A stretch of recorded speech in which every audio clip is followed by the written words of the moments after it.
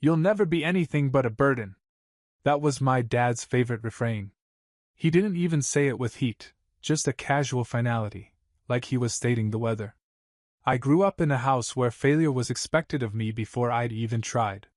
He'd say it over burned toast, over the rumble of his giant SUV idling in the driveway, over the radio static of AM talk shows screaming about the downfall of America. When I got a B in algebra? Useless. When I spent weekends reading instead of learning a trade? Useless. When I didn't want to work in his precious logistics business? Completely, utterly useless. By the time I was old enough to know better, I'd learned to measure my worth in decibels. The louder he sighed when I entered the room, the more I'd apparently disappointed him. He built that logistics company in the 90s. Box trucks, warehousing contracts, a small team of people who never lasted long under his micromanaging glare. By the time I was a teenager, he called himself an entrepreneur. But really he was a man in a faded golf shirt barking orders at minimum-wage drivers while pretending he was some titan of industry. I was never interested in his empire of half-failed invoices and perpetual stress. I took a job at the local library shelving books for $9 an hour just to avoid the endless lectures about work ethic. Every time I came home in my thrift store jeans, he'd watch me from his recliner with that look, like he was waiting for me to beg him for a real job. But I never did. He thought that was proof of my laziness. In reality, it was survival. My mother, God bless her, tried to stay out of it. She'd flutter around in the kitchen, filling the silence with coffee refills and forced smiles. She'd say things like, "Your dad means well," or, "You know how he gets when the business is stressful." As if there was any moment when it wasn't stressful. As if it was my fault he couldn't sleep at night. Once, when I was 16, I overheard him on the phone with my uncle, complaining about me like I was a defective appliance he'd bought and couldn't return. "He'll never take responsibility for anything," he said. "He'll sponge off us until I'm dead." I stood in the hallway listening to that sentence carve itself into my ribs, and I decided right then I'd rather starve than take a single dollar from him. So I didn't. I worked. Saved. Moved out at 19. Got my own crappy apartment with thin walls and a landlord who forgot my name every month. And as far as I was concerned, that was freedom. Freedom from the suffocating certainty that I was a disappointment simply for existing. We didn't talk much after that. Holidays were awkward, punctuated by tense dinners where my dad would brag about his successful operation, and I'd nod politely, wondering how many of his stories were exaggerations. I never thought I'd have to care about his business again. Until, of course, the day the IRS came knocking, telling me I was the co-owner of the sinking ship I'd spent my entire adult life avoiding. It started with an envelope so ordinary, I almost threw it out without opening it. No urgent stamps. No threatening bold text across the front. Just a windowed letter from the Department of the Treasury that looked like every other boring notice I'd ever gotten. I tore it open on autopilot, expecting some vague reminder about taxes I hadn't even filed yet. Instead, 5 words stared back at me like a death sentence. Notice of tax delinquency, business entity, Westbridge Logistics Group. I read it once, then again, then a third time while my brain tried to process what the hell I was looking at. Westbridge Logistics. I wasn't Westbridge Logistics. I wasn't any kind of partner. I'd never so much as signed a piece of paper related to that company, let alone sat behind the chipped laminate desk in my dad's warehouse. But the letter didn't care about my confusion. It laid everything out in that bureaucratic language that manages to be both bone-dry and horrifying. As a listed managing partner, I was personally responsible for more than $180,000 in unpaid payroll taxes, plus interest and penalties. The paper trembled in my hand. My vision tunneled until all I could see was my name printed neatly next to my father's, like we were teammates in this nightmare. I couldn't breathe. The fluorescent lights in the hallway seemed too bright, buzzing like an accusation.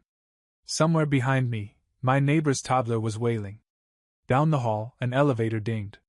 But I was frozen, locked in the reality that my life, my actual, functional, hard-earned life, was about to be detonated by a man who never thought I was worth anything. I forced my legs to move, went back into my apartment, and dropped the letter on the kitchen table. My phone was already in my hand. I stabbed out a text with shaking fingers. "What did you do?" I watched the little, delivered icon sit there like a blinking dare. No reply. Of course there wouldn't be. I set the phone face down so I wouldn't throw it, and I started pacing. When you grow up being called a disappointment, part of you starts to believe it. Another part becomes determined to prove everyone wrong. And a final, smaller part just wants to disappear before you get blamed for things you never even touched. I thought I'd escaped all of that. I had my own place, my own job, a life that wasn't measured by how many contracts my father landed or how many times he'd remind me I'd never amount to anything. But apparently it hadn't been enough to walk away. He'd found a way to drag me back. I pulled out my laptop and started searching every phrase in the letter: pass-through liability, responsible party designation, joint and several liability. My heart sank further with each definition. No matter how I sliced it, the law didn't care that I hadn't signed up for any of this. The IRS saw my name on that form, and in their eyes, I was on the hook. At some point, God knows when, he'd filed paperwork naming me as a co-owner. And he'd done it without telling me, probably assuming I'd never find out. Or maybe he'd counted on me being too stunned, too ashamed to push back. Maybe he'd assumed I'd fold. I thought about every time he'd smirked over holiday dinners, bragging about how I'd never survive the real world. Well, the real world had arrived on my doorstep, all right. I shut the laptop and took a slow, steadying breath. Then I pulled an empty folder from the desk drawer and wrote one word across the front in thick black marker. Evidence. Because if he thought he'd picked the perfect scapegoat, he was about to learn how dangerous the useless son could be when he had nothing left to lose. The IRS office looked exactly like every nightmare you've ever had about government buildings: flickering fluorescent lights, beige carpet stained by decades of bad coffee, a cheap plastic clock ticking loud enough to make me sweat. I sat in the lobby clutching my folder. My palms were so damp the edges of the papers were curling. Every so often, a uniformed security guard would glance over like he was waiting for me to bolt. When the receptionist finally called my name, I stood too fast and nearly tripped over my own feet. "Follow me," she said without making eye contact. The conference room was small and smelled like stale air. A woman in a blue blazer waited at the table, a laptop open in front of her. She looked up with an expression that managed to be both exhausted and suspicious. "Mr. Holden," she said, adjusting her glasses. "I'm Agent Barrett. We're here to review your role in Westbridge Logistics Group." "My role?" I echoed, my voice cracking in the middle like a teenager's. She didn't react. Just swiveled the laptop so I could see. My name sat right there on the screen, next to my father's in a line labeled Managing Partners. Agent Barrett tapped the screen with a perfectly manicured finger. "According to these filings, you hold equal liability for all tax obligations incurred since fiscal year 2018. I opened my mouth, then closed it again. My thoughts were bouncing between what the hell and this can't be real. "I never signed anything," I managed to say. "I never agreed to this." She clicked to another document, this one showing my father's scrawled signature beside a typed version of my name. No matching signature line. No initials. "It appears your father filed amended articles of organization in late 2018, she said calmly, as if she were reading a grocery list. "You were added as a managing partner." I tried to swallow, but my throat was dry. "So you're telling me he can just decide I'm a co-owner without even telling me?" Agent Barrett folded her hands. "Mr. Holden, we don't make judgments about family dynamics. We only enforce the tax code." It wasn't an answer. It was a brick wall. I stared at the screen until the words blurred. All I could think about was the years he'd spent calling me worthless. How ironic it was that now my name was the only thing keeping his empire from collapsing entirely. And in that moment, something inside me snapped. I wasn't going to be the soft target he'd expected. I took a deep breath and pulled out my folder. Inside were printouts of every document I could find, my own tax filings showing no income from Westbridge, emails proving I'd never worked there, old messages where my father mocked me for refusing to join the company. I have proof I never participated in this business, I said, my voice steadier than I felt. I'm prepared to give you every record I have. For the first time, Agent Barrett looked up and met my eyes directly. All right, she said. Let's start from the beginning. I laid the documents out on the table, page by page. With every paper I handed over, I felt a little of the panic ease. I was still terrified. But I was also furious. And if my father wanted to drag me into his downfall, I was ready to make sure he didn't walk away unscathed.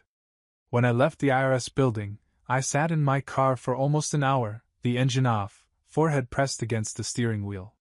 The seatbelt dug into my ribs, but I didn't move. I wasn't sure if I was numb or furious or both. All I knew was that something inside me had shifted.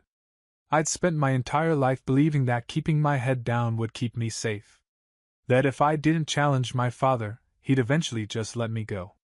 That if I was quiet enough, unremarkable enough, I'd slip through the cracks and never have to be part of his mess again. That fantasy was dead. He dragged me into it anyway. When I finally drove home, I didn't bother taking off my shoes. I walked straight to the kitchen table, dumped my bag out, and started sorting through every document I owned.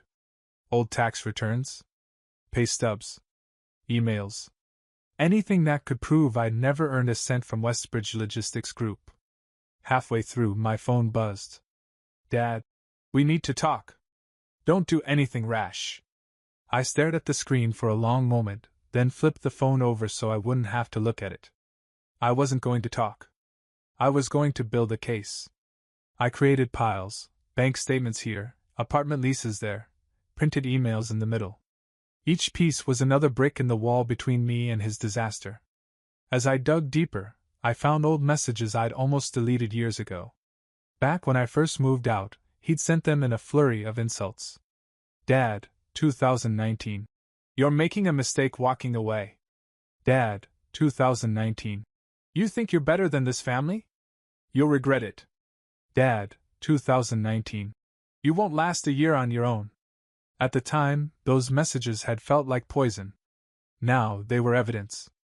Proof I'd never been part of the company, only the target of his resentment. I printed every one and highlighted the dates. Added them to the growing stack. My apartment turned into a crime scene of paperwork. The couch disappeared under file folders. My kitchen counter was buried under sticky notes in neon colors, reminders of deadlines, legal phrases, IRS contact names. My laptop never closed, tabs multiplying until the browser looked like a city skyline. Somewhere around 2 a.m., I paused to stretch. My back ached. My eyes felt raw. But I wasn't done. I searched the state's business filings portal again, clicking through every amendment ever made to the Westbridge Logistics registration. My stomach lurched when I found it. Amended Articles of Organization, Managing Partner Edition, Michael Holden. Filed in late 2018. The signature box for Michael Holden was empty. Just typed text. Below that, my father's signature, sloppy and rushed. I closed my eyes, pressing my fingers to my temples. He hadn't even bothered to forge it properly. He just assumed no one would look. And maybe he was right.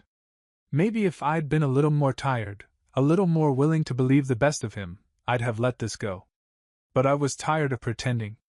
I copied the document, saved it in 3 places, hard drive, cloud storage, and a USB I labeled backup, just in case he tries anything. Then I pulled out a blank sheet of paper and wrote out a timeline. Every year, every contract I wasn't part of, every tax document that never listed a dime in income from Westbridge. I stapled the printouts to the timeline, one by one. By the time the sun started bleeding through the blinds, I had a binder nearly 2 inches thick. At the front, I slipped in the last piece, a notarized affidavit I'd prepared online, swearing under penalty of perjury that I'd never been an officer or participant in the business. It felt like armor. When I finally sat back, the exhaustion hit all at once. But even through the fatigue, something in me felt solid for the first time in years. He thought I'd always be the silent son who wouldn't fight back. He was about to learn how wrong he was. I didn't sleep more than an hour that night. Every time I closed my eyes, I saw that line on the business filing, my name sitting there like an accusation I'd never earned. By morning, I'd made up my mind. I wasn't going to wait for my father to spin some story about how this was all a misunderstanding. He'd spent his entire life controlling the narrative. This time, I was going to get ahead of him. I called the IRS agent, Barrett, the second their office opened. My voice sounded steadier than I felt. I have additional documentation, I told her. Proof I never consented to be a partner. She didn't sound surprised. Bring everything you have. The sooner the better. I packed the binder carefully, triple-checking the tabs. Part of me felt like I was heading to a final exam I hadn't studied for, but I knew more about this than I ever wanted. When I arrived, Agent Barrett led me back to the same small conference room. She gestured to the chair across from her. Walk me through it, she said, her tone clinical but not unkind. I started with the emails, printed records of my father mocking me for refusing to join the business. The messages were dated months before he filed the paperwork claiming I'd become a managing partner. I laid out tax returns that showed zero income from Westbridge. Copies of leases proving I hadn't lived at my childhood address, the one he'd used on the filings, in almost 10 years. Each page I handed over felt like prying his grip off my life, finger by finger. Agent Barrett studied everything in silence, occasionally making notes. When I finished, she looked up and met my eyes. This is thorough, she said. It strengthens your position significantly. I exhaled, tension draining out of my shoulders. There's more, I added, reaching into the folder. I found this in the state filings. I passed over the copy of the amended Articles of Organization. She peered at it closely, tracing the blank signature line with her pen. No signed acknowledgement from you, she murmured. That's unusual. Unusual, I repeated, my voice flat. I'd call it fraudulent. She didn't disagree. When the meeting was over, she walked me to the door. We'll be in touch. This may take some time, but you've done exactly what you need to do, document everything. Keep records of any contact from him. If he pressures you, let us know. I nodded, clutching the empty binder to my chest like a shield. Outside, the sky was overcast. I stood in the parking lot for a long time, breathing the cold air, feeling something I hadn't in years. Relief. I knew this wasn't over. My father wasn't the type to back down quietly. But for once, I wasn't waiting for him to make the next move. That afternoon, I drafted a formal letter refusing any responsibility for Westbridge's debts. I sent it certified mail to the IRS, to the state tax board, and, most importantly, to my father's office. 2 days later, he finally called. When I picked up, he didn't even say hello. What the hell are you playing at? His voice was low and dangerous, the same tone he used to scold employees who disappointed him. I'm making sure you can't pin your failures on me, I said evenly. This is family. He spat. You don't betray your own. I let out a hollow laugh. Family doesn't commit fraud in your name. Silence. Then, more quietly. You're making a mistake. No, I said, my hand steady as I held the phone. You did. When you assumed I'd stay silent. I hung up before he could answer. It felt like shutting a door I should have closed years ago.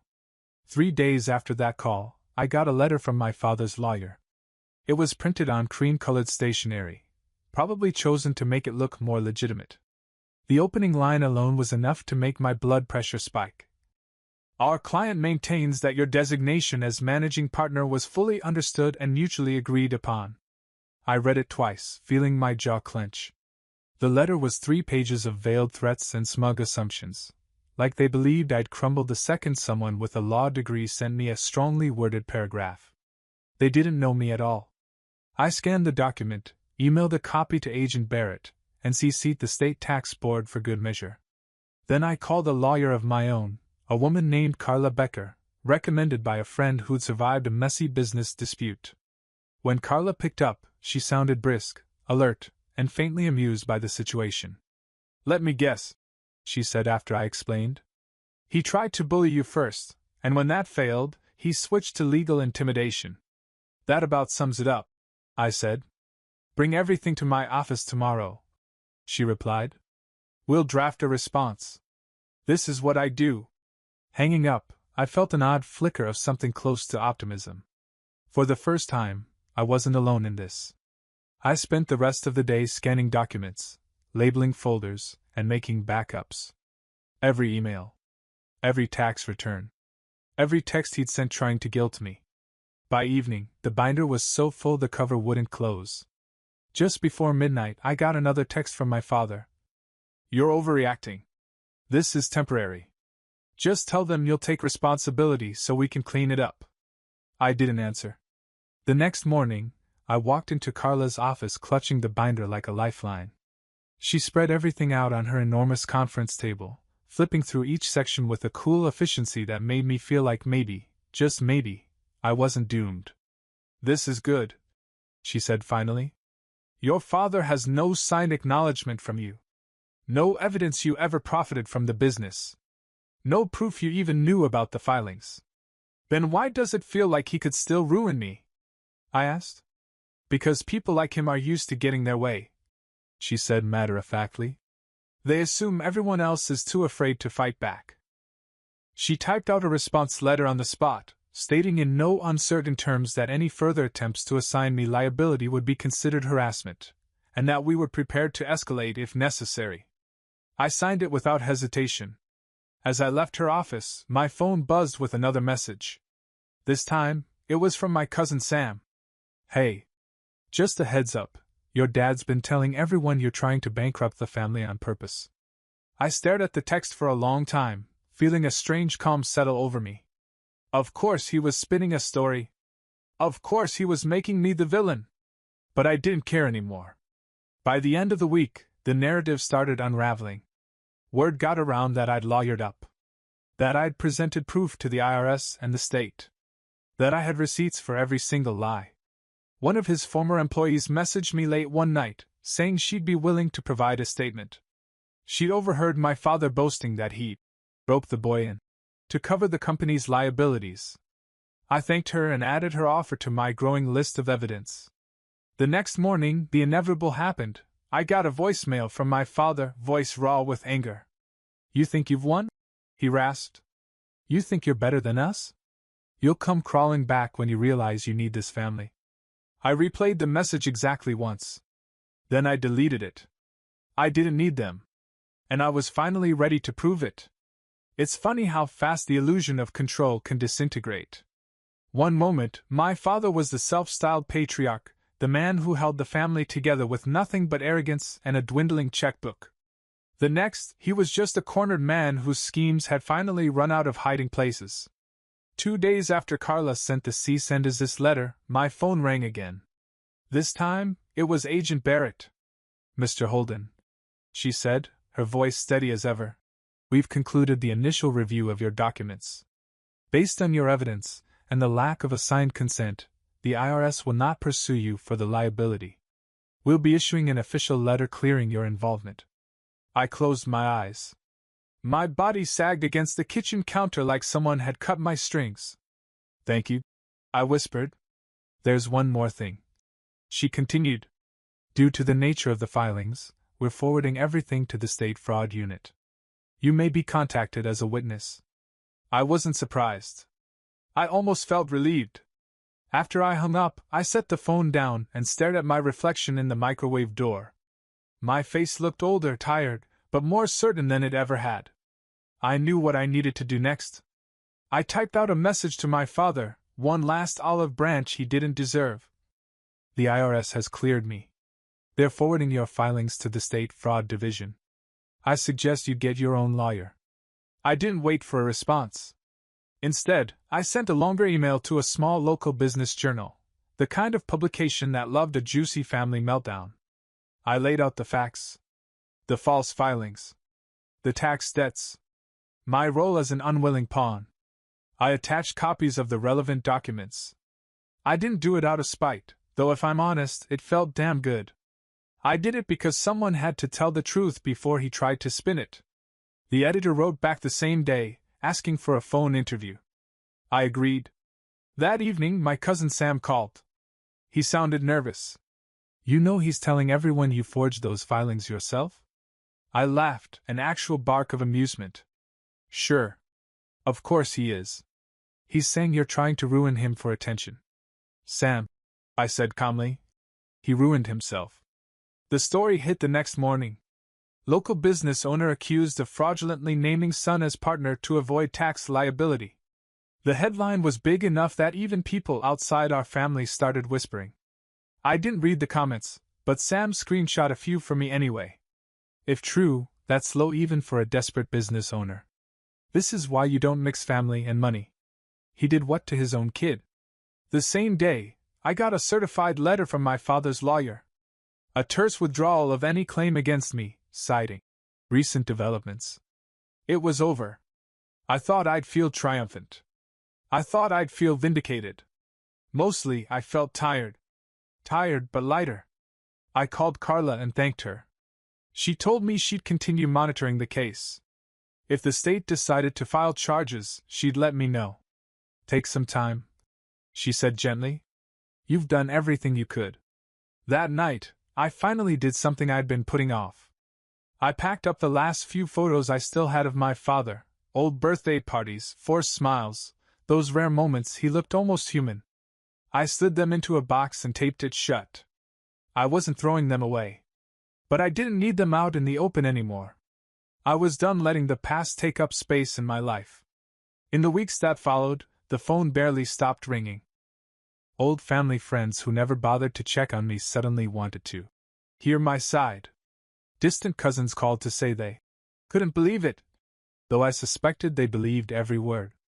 I didn't answer most of them. For the first time in my life, I didn't feel obligated to defend myself to people who'd never shown me the smallest shred of loyalty. A few days after the article dropped, my father tried one last time. He showed up at my apartment unannounced, like some specter from a life I didn't want anymore. I knew it was him before I looked through the peephole. Nobody else knocked with that particular entitled rhythm. I almost didn't open the door. But some part of me needed to see his face when he realized he'd lost. When I swung the door wide, he was standing there in a cheap suit that made him look older, smaller. For once, he didn't start with accusations. You've embarrassed me, he said flatly. Not as much as you embarrass yourself, I replied. His jaw worked like he was chewing on something bitter. This doesn't have to be the end of the family, you know. I tilted my head. What exactly do you think is left to salvage? He hesitated. It struck me that he never had to answer that question, because he'd always assumed I'd be there, no matter how much he took.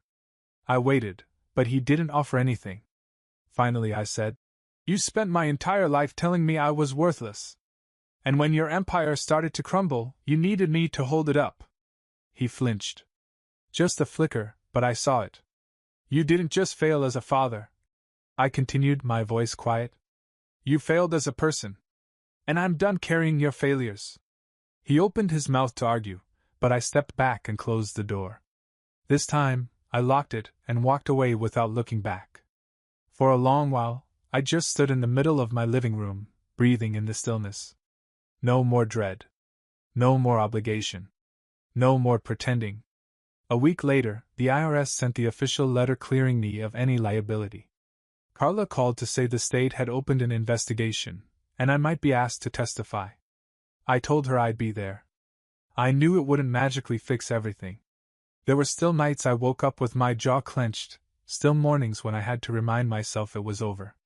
But bit by bit, the shame he planted in me started to wither. I wasn't the useless son. I wasn't the burden. I was the one who finally stood up.